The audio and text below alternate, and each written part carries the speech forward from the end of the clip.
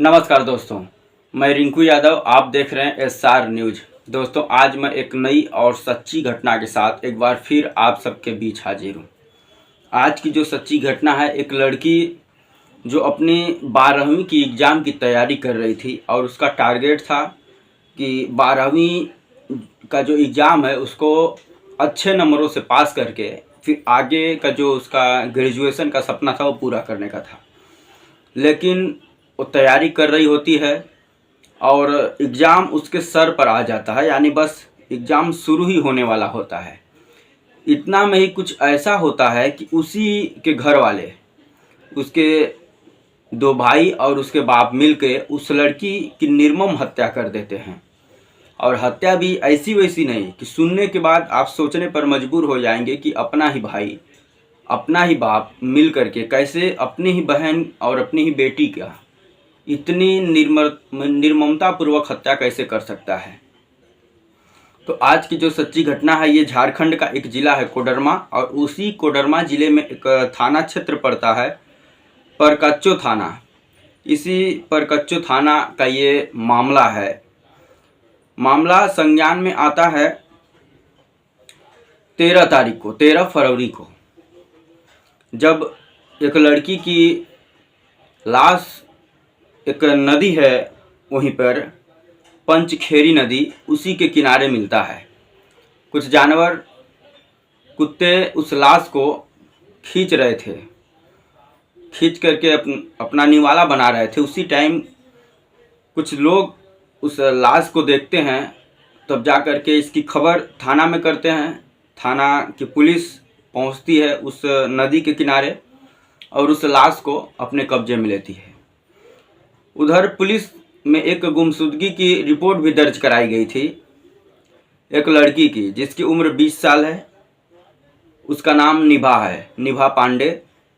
उसके बाप और भाई के द्वारा गुमशुदगी की रिपोर्ट दर्ज कराई गई थी। बाप का नाम है मदन मोहन पांडे और भाई का नाम है ज्योतिष पांडे। ये दोनों मिलकर के रिपोर्ट दर्ज कराए थे गुमशुदगी का। अब उधर पुलिस की टीम जब उस लाश को बरामद करती है नदी के किनारे से, तो इन दोनों को, मदन मोहन पांडे और ज्योतिष पांडे को बुला करके उस लाश की शिनाख्त करवाती है। तो ये दोनों जो है कि उसको पहचानने से इनकार कर देते हैं। इन लोगों का साफ साफ कहना होता है कि ये मेरी बहन, मेरी बेटी नहीं है। लेकिन पुलिस की टीम को शंका इन लोगों के ऊपर तब होती है जब दोनों को अलग अलग बैठा करके दोनों का बयान दर्ज कराया जाता है। तो दोनों के बयान में जो है कि अंतर पाया जाता है, भिन्नता पाई जाती है। तब पुलिस की टीम को कहीं ना कहीं इनके ऊपर शक होता है और शक के आधार पर पुलिस की एक टीम इनके घर पहुंच जाती है। घर पहुंच करके जब घर की तलाशी ली जाती है तो घर से तो कुछ मिलता नहीं है, लेकिन घर के बाहर एक सेप्टिक टैंक मिला था। अब सेप्टिक टैंक के पास जा करके उसमें छानबीन करने का जो तरीका होता है वो पुलिस को कहाँ से ख्याल में आता है। झारखंड का एक केस आप लोगों ने सुना होगा, एक पत्रकार मुकेश चंद्राकर करके, उसकी भी हत्या करके सेप्टिक टैंक में डाल दिया गया था। उसी के मद्देनज़र देखते हुए झारखंड के कोडरमा की पुलिस उस सेप्टिक टैंक के पास जाती है और उसकी जब छानबीन करती है तो उसमें बालों का गुच्छा मिलता है, और वो बाल का गुच्छा किसी लेडीज़ का था। उसके आधार पर फिर जब पुलिस की टीम इन दोनों को अरेस्ट करती है, अरेस्ट करने के बाद जब पूछताछ करती है अलग अलग, तो दोनों टूट जाते हैं और सच्चाई बताते हैं। और सच्चाई जो है भाई ज्योतिष पांडे बताता है। बताता यह है कि 3 फरवरी को वो और उसकी बहन निभा घर पर अकेली थी। बाकी जो उसके माँ बाप हैं, एक और भाई, वो लोग किसी काम से बाहर गए हुए थे। घर पर केवल निभा थी और उसका भाई ज्योतिष पांडे। ज्योतिष पांडे को आभास होता है कि बगल वाले रूम में निभा किसी से फ़ोन पर बात कर रही है। वो पास जाता है, दरवाज़ा खटखटाता है, निभा दरवाज़ा खोलती है, उसके हाथ में एक फ़ोन होता है। वो फ़ोन जब छोड़ करके उसके हाथ से देखता है तो वो किसी लड़के से बात कर रही होती है। अब ये देख करके ज्योतिष पांडे को इतना गुस्सा आता है, उससे पूछता है, वो बताने से इनकार कर देती है।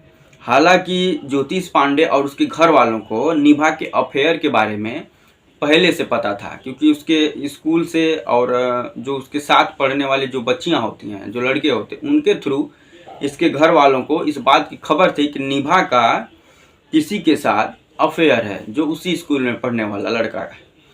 और इसको लेकर के निभा को ये लोग कई बार धमकी दे चुके थे, समझा चुके थे। अब चूंकि उस दिन ज्योतिष पांडे उसको रंगे हाथ पकड़ लिया था बात करते हुए, अब ये उसके साथ मारपीट शुरू कर देता है निभा के साथ, क्योंकि घर में कोई था नहीं, बस यही दोनों भाई और बहन थे। ज्योतिष पांडे को गुस्सा इतना तेज आता है कि वो निभा का गला इतना जोर से जब दबाता है कि जब तक वो मर नहीं जाती है तब तक वो छोड़ता नहीं है।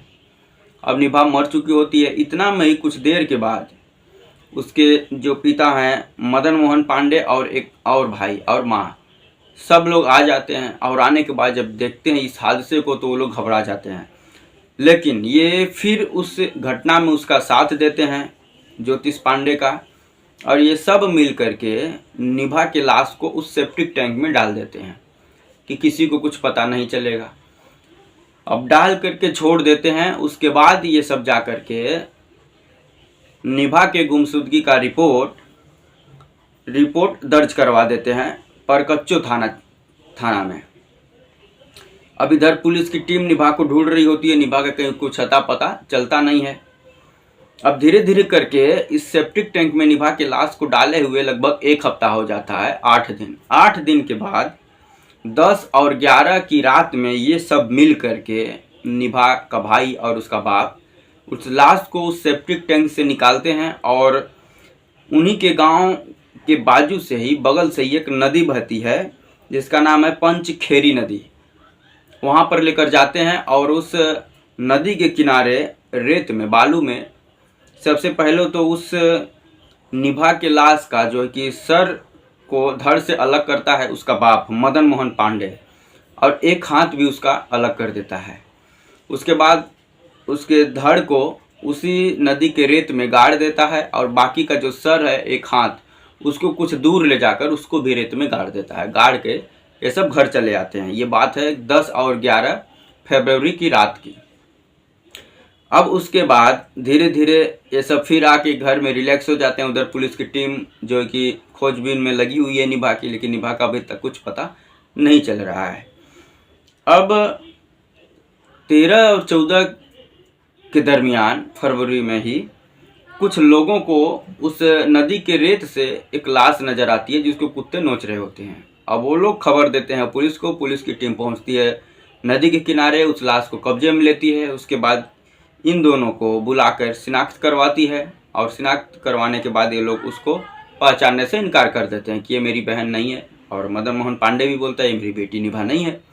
लेकिन इनके बयान में जो है कि भिन्नता थी। इस आधार पर पुलिस की टीम जब इनके घर पर छापेमारी करती है तो वहाँ से बालों का गुच्छा मिलता है। उसके बाद फिर जब इनको अरेस्ट करके जब अच्छी तरीके से कड़ाई के साथ जब पूछताछ होती है, तब इस पूरे घटना की कहानी सामने आती है।